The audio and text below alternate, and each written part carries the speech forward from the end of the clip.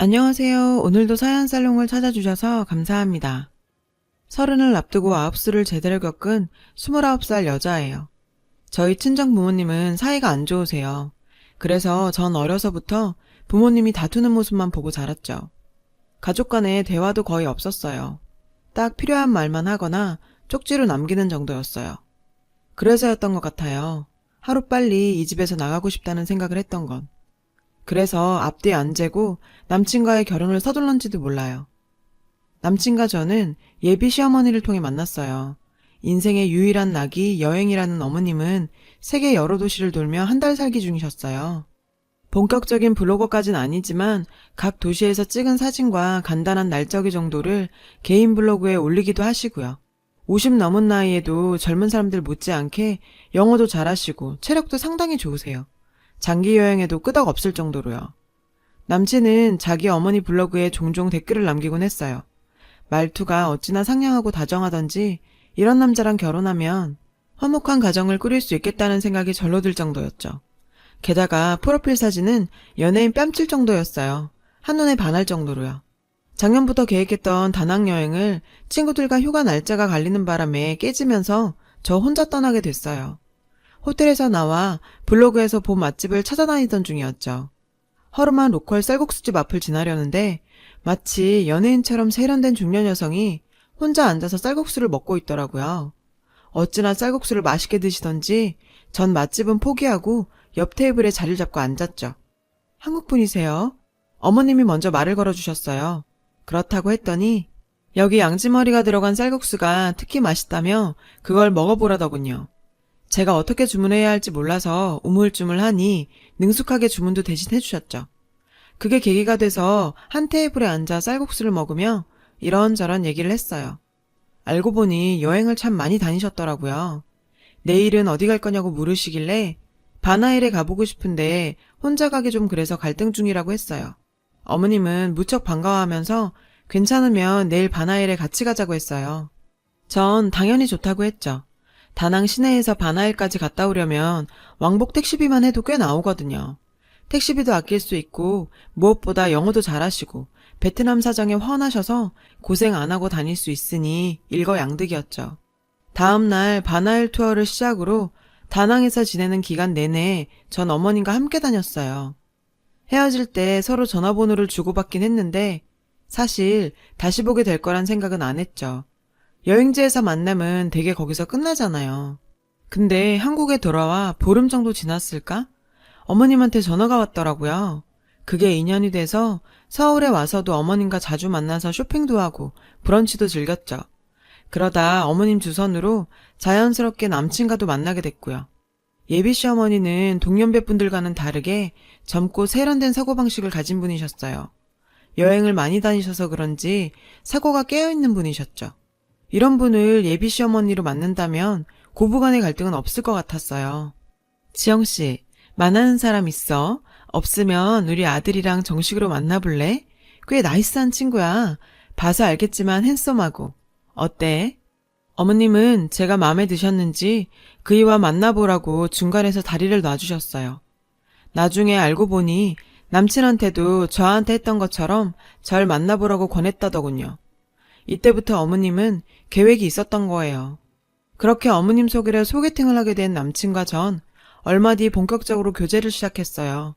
당시 남친은 대기업에 다니고 있었는데 저희 부모님은 그 얘기를 듣고 무척 좋아하셨죠. 인물도 좋고 사람도 진중하고 직장까지 번듯하니 사윗감으로 더 바랄 게 없다고요. 남친은 누가 봐도 탐나는 사람이었으니까요. 그렇게 1년쯤 연애를 하고 저희 집 쪽에선 슬슬 결혼 얘기가 나오기 시작했어요.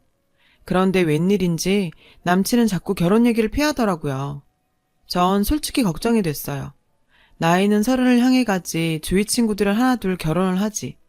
이러다 나만 나이 먹도록 혼자 남는 게 아닐까 걱정이 됐죠.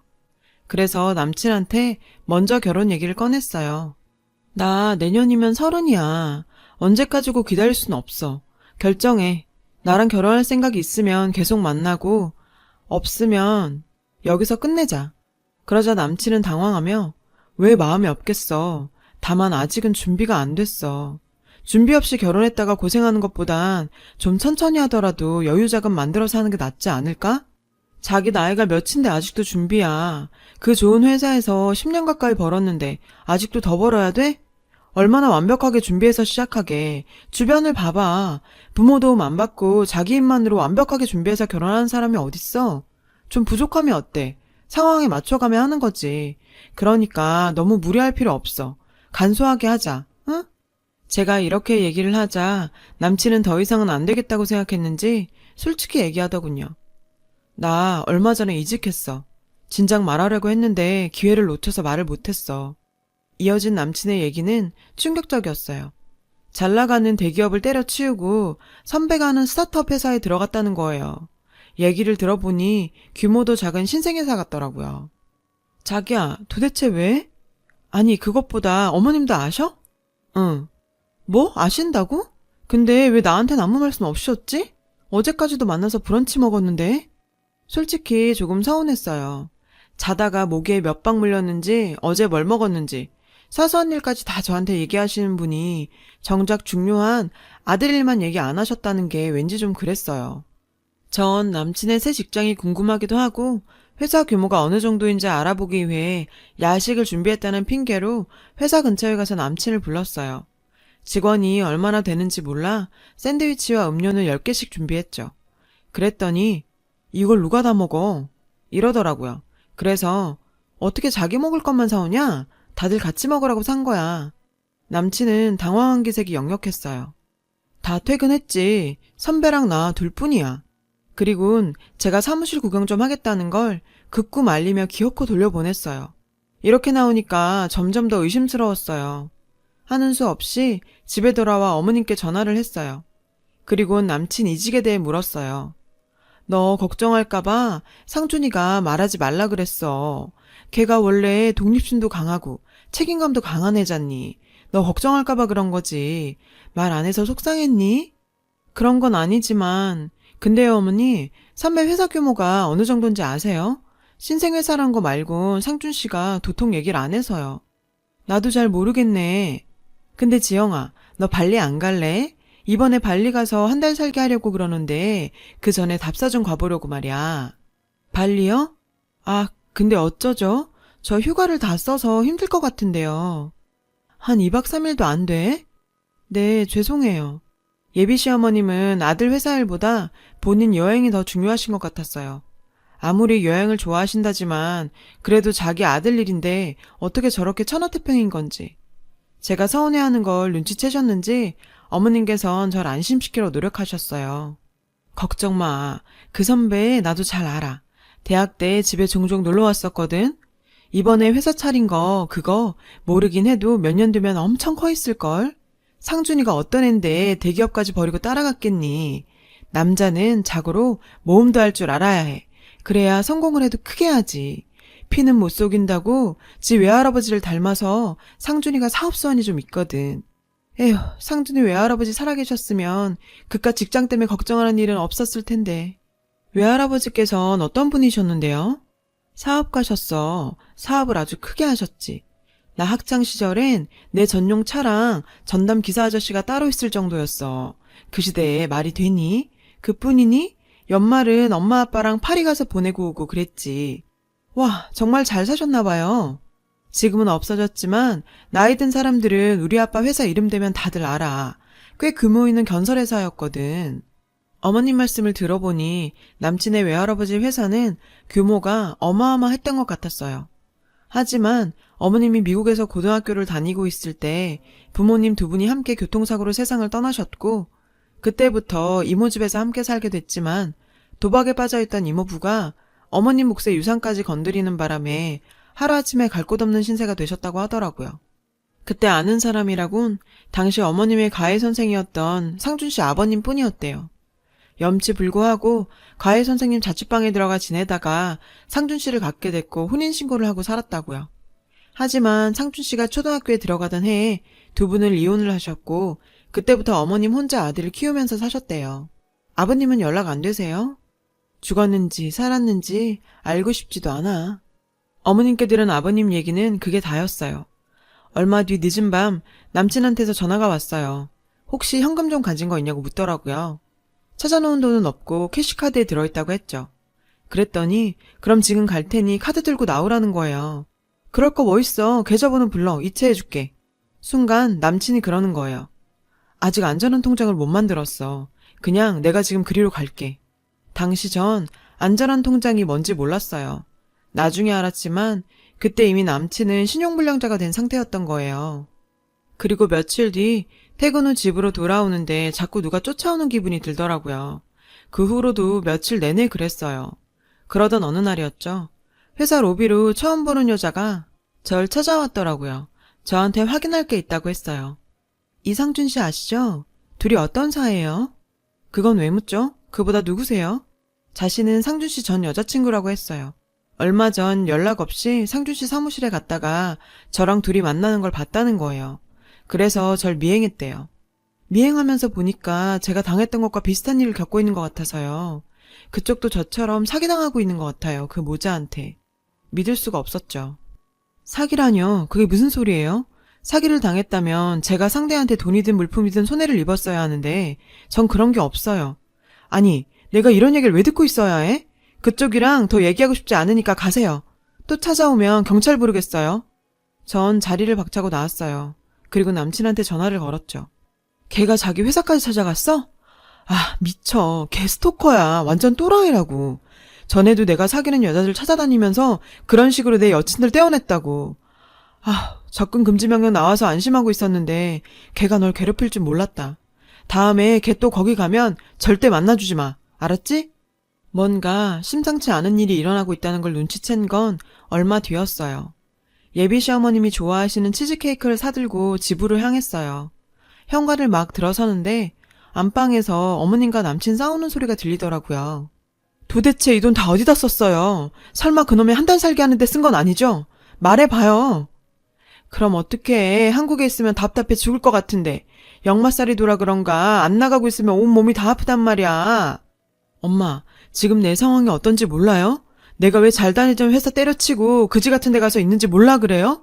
엄마 사채 빚 갚느라 퇴직금 빼쓰고 이젠 신용불량자까지 됐다고요. 온전한 직장엔 들어가지도 못한다고요. 지영이는 결혼하자고 난리지. 난 당장 먹고 죽을 돈도 없는데 엄만 여행 가누고 돈 달라지. 도대체 나보고 어쩌라는 건데요. 나보고 어쩌라고. 맙소사. 그제야 모든 게 이해가 됐어요. 퇴사를 당했던 이유도 안전한 통장이 없다는 말의 의미도 당장 결혼을 할 수 없다는 이유도 말이죠. 전 그 길로 돌아서 나왔어요. 충격을 받은 탓도 있지만 그보다 제가 이 사실을 다 안다는 걸 상준 씨가 몰랐으면 해서요. 알면 분명히 상처받을 테니까요. 며칠 뒤 어머님께서 저에게 전화를 하셨어요. 근처 카페인데 잠깐 얼굴 좀 보자셨죠. 예, 지영아, 여기야. 어머님은 절 보자마자 대뜸 여행 얘기를 꺼내셨어요. 지영아, 너 나랑 조지아 안 갈래? 조지아요? 응, 이번에 거기서 한 달 살게 할 건데 너도 같이 가자. 응? 어머님, 제가 어떻게 거길 가요? 회사는 어쩌고요? 안 되니? 그럼 지영아, 너 혹시 돈 좀 있니? 내가 통장에 돈을 이체해두긴 했는데 수표라 바로 못 빼네. 한 500, 아니 300 없니? 불과 며칠 전에 상준 씨와 돈 때문에 싸우는 모습을 본 터라 어머니 말씀에 믿음이 안 갔죠. 그래서 상준 씨랑 통화할 생각으로 휴대폰을 손에 쥔 채 화장실에 다녀오겠다고 자리를 떴어요. 절대 빌려주지 마. 절대로 우리 엄마한테 돈 주면 안 돼. 알았지? 내가 바로 갈 테니까 엄마 좀 잡아놓고 있어. 응, 알았어. 아니나 다를까 제 예상이 맞았어요. 어머님은 조지아로 한 달 살게 하러 가기 위해 돈 꾸러 다니는 중이라고 하더라고요. 지금 빌려주면 받을 길이 없으니 절대로 빌려주지 말라고요. 전 화장실에서 나와 자리로 돌아갔어요. 그런데 어머님이 안 계시더라고요. 혹시 내 지갑을 가져간 건 아닌가 싶어 가방을 열어봤더니 다행히 지갑은 그대로 있더군요. 잠시 뒤 상준 씨가 헐레벌떡 달려들어왔어요. 별일 없었다고 말했어요. 다만 화장실에서 나와보니 어머님은 가버리시고 안 계셨다고. 상준 씨는 그제야 모든 상황을 털어놨어요. 어머님은 하나에 꽂히면 앞뒤 가리지 않는 성격이신데 문제는 돈에 대한 관념이 없어서 손에 쥐고 있는 족족 다 쓰신다는 거예요. 남친이 그동안 대기업을 다니면서 받았던 월급도 늘 어머님 낭비벽 때문에 탕진이 됐고 결국 사채빚까지 손을 대서 회사를 그만둘 수밖에 없었다더군요. 퇴직금은 고스란히 사채빚을 갚는 데 썼다고요. 그런데도 아직 정신을 못 차리고 요즘엔 집착에 가까울 정도로 해외 한 달 살기에 빠져서 툭 하면 해외로 나가려 든다고 말이죠. 이젠 자신으로선 도저히 어머님의 낭비벽을 막아드릴 여력이 없고 솔직히 매달 생활도 간당간당하다고요. 이런 상태에서 결혼은 언감생심. 저까지 이런 상황에 끌어들이기 싫다고 기회 줄 때 떠나라고요. 전 그럴 수 없다고 했죠. 그런데 그때 휴대폰으로 카드 문자가 왔어요. 제 신용카드로 땡땡항공 92만 원이 결제됐다는 거예요. 전 지갑을 열어 카드가 있는지 찾아봤어요. 없었어요. 순간 떠오르는 사람은 한 사람뿐이었죠. 남친과 저는 어머님께 전화를 걸었어요. 어머니, 혹시 제 카드 가지고 가셨어요? 응, 안 그래도 말하려고 그랬는데 내가 좀 빌려 썼어. 빌렸어요? 아니 그게 어떻게 빌린 거예요? 훔치신 거죠? 어머 얘, 너 무슨 말을 그렇게 하니? 내가 그깟 돈 몇 푼 때문에 네 카드를 훔쳤단 얘기야? 기가 막혀. 갚아줄게. 갚아주면 되잖아. 별것도 아닌 것 가지고 사람 우습게 만들지 마 얘. 어머님은 자신이 할 말만 하고는 전화를 끊어버리셨어요. 처음부터 절 만나자고 한 이유는 제 카드였던 거예요. 남친은 대신 사과한다며 항공권 요금은 자신이 벌어서 갚겠다고 했죠. 이젠 정말 자기도 어떻게 해야 할지 모르겠다며 울먹이며 계속 미안하다는 말만 했어요. 전 카드값은 내가 알아서 할 테니 헤어지자는 말만 하지 말라고 했어요. 일단 전 카드를 정지시키고 집으로 돌아왔어요. 근데 집 앞에 전에 그 여자가 와 있는 거예요. 그녀는 몇 장의 사진과 녹취 파일을 들려줬어요. 그 내용은 충격적이었죠. 그동안 이 모자한테 소송을 하려고 알아보고 있었어요. 저도 다른 분도 당신처럼 상준 씨를 믿었어요. 그 불쌍한 남자가 엄마 때문에 고통받는데 나까지 그 사람을 괴롭힐 순 없다고요. 당신도 지금 그런 생각일 거예요. 저는 정말 인정하는데 오래 걸렸지만 당신 앞엔 이렇게 증거가 있잖아요. 어떻게 하실래요? 저랑 같이 소송하실래요? 저 역시 인정하고 싶지 않았고 불편한 진실 앞에 눈을 감고 싶었어요. 그래도 정신을 차려보려고 노력했어요. 일단 경찰에 신고를 했죠. 그리고 며칠 후 경찰서에서 전화가 왔어요. 경찰에 들어서니 한껏 차려입은 어머님과 상준 씨가 보였어요. 어머님은 절 보자 다짜고짜 소리를 쳤죠. 야, 네가 나 절도로 신고했다며. 너 이러고도 내 아들이랑 결혼할 수 있을 것 같아? 그깟 항공권이 얼마나 한다고 이딴 걸로 사람을 우습게 만들어. 그래 자기야, 절도죄는 좀 심하다. 내가 갚아준다고 했잖아. 그니까 그건 좀 풀어주라, 응? 아, 이 모자가 끝까지 쌍으로 절 희롱하네요. 전 아까 여자한테 받았던 녹취 파일을 틀어줬어요. 그 안에는 두 사람이 공모하는 대화가 담겨 있었죠. 엄마는 카드를 빼서 항공권을 사고 아들은 눈물에 호소를 해서 제가 신고를 못하게 막고, 게다가 엄마, 얜 생각보다 돈이 안 되겠어. 갈아타야겠는데? 그리고 소송한다고 난리치는 그 미친 애가 벌써 얘한테 떠벌렸나 봐. 며칠 내로 손절해야겠어. 잘 들었지? 그 애미의 그 자식이라고 어쩜 이렇게 죽이 잘 맞니? 내가 니들 카드 절도죄로만 신고한 거 같니? 니들이 지은 죄가 그뿐이야? 나 니들 사기죄로 고소했어. 모자 사기꾼 맞잖아? 아씨 이게 어디서. 아 그래 뭐 다 아는 거 같으니까 인정은 해줄게. 근데 솔직히 너도 즐겼잖아. 놀이동산에 들어갈 때도 최소한 입장료는 내는데 나 같은 훈남이 공주 떠받들듯 해줬으면 너도 뭔가 해야 되는 거 아니야? 입장료 냈다고 생각해. 그걸로 퉁치자. 누구 맘대로? 어따 대고 퉁을 치지? 네가 나한테 돈만 가져갔니? 어떻게 사람 마음을 그렇게 농락해? 너한테 사기당한 여자들 네가 사기꾼인 거 몰라서 소송 안 했던 거 아니야. 네 인생이 그게 불쌍해서 그런 거지. 오죽하면 저러고 살까? 네 인생이 불쌍해서 봐준 거라고. 근데 뭐가 어쩌고 어째? 퉁을 쳐? 너 정말 최악이다. 야! 돈 떼먹었으면 돈만 찾아가. 네가 뭔데 내 아들한테 훈계질이야? 건방지게. 그러게 아들은 멀쩡히 살게 두지 그랬어요. 어떻게 엄마가 돼선 자식까지 저렇게 만들어요? 창피한 줄 아세요. 구질구질하게 살 거면 당신이나 그렇게 살 일이지. 앵벌이 시키는 것도 아니고 아들 몸뚱아리 팔아서 구질구질하게 남의 돈으로 여행 가면 좋아요? 그러고도 당신이 엄마야? 돈 없으면 없는 대로 살지. 그렇게까지 하면서 살고 싶냐고. 해외 한 달 살기? 놀고 있네. 남의 피 같은 돈으로 해외여행 갈 생각 말고 일해서 먹고 살 걱정이나 하세요. 블로거 거지가 아니라 아주만 여행 거지야. 집이 좀 사셨다고요? 남편이 과외 선생이었다고요?